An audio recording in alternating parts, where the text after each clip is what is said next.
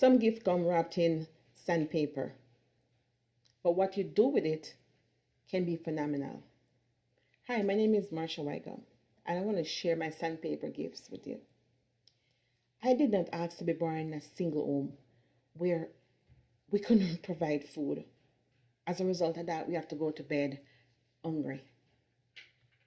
But because of that, I am on a mission to empower single women to forgive the people who hurt them, heal, pursue our dreams, and change the generational curse in their family. I'm also on a mission to eradicate hunger in families because I know what it feels like to be both single and also hungry. I tell people all the time that true hunger has a pain. I did not ask to be the black sheep of my family.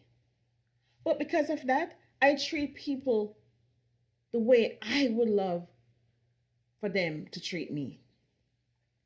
I did not ask uh, for my mother to mother my siblings at a young age instead of going to school. But because of that, I am an educator for children and adults. I did not ask to be homeless at 18, to be dejected from my siblings, and be called or be labeled the black sheep of my family. But as a result of all those labels and all that situation that happened, I help build healthy relationships and I keep my children close together. I also embrace diversity. I treat people the way that I would like them to treat me. I did not also see my mother being beaten up by my stepdad. And not having my father being with me.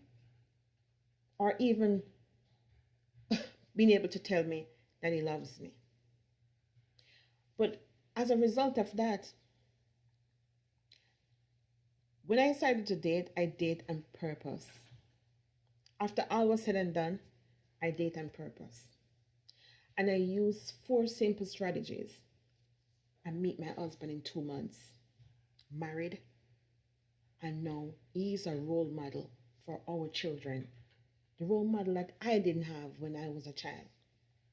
I did not ask to be in an abusive and unfaithful relationship that had both women pregnant in the same month, having the child being born 3 days apart. She has the boy and I have the girl. I did not ask to hear my then mother-in-law wishing that I die, that all the plans and the goals that I have be destroyed, and that my children become sick, which include, by the way, her own grandson. But because of that, I leap into my faith in God and decided to live on purpose from that day.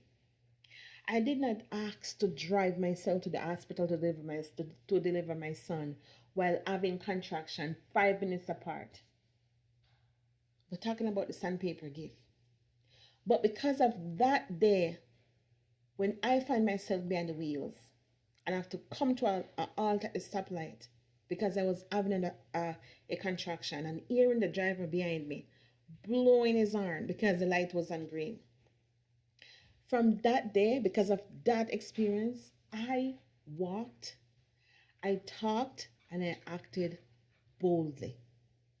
As a result, I also find myself with a level of confidence that I impart on everyone, everywhere I go.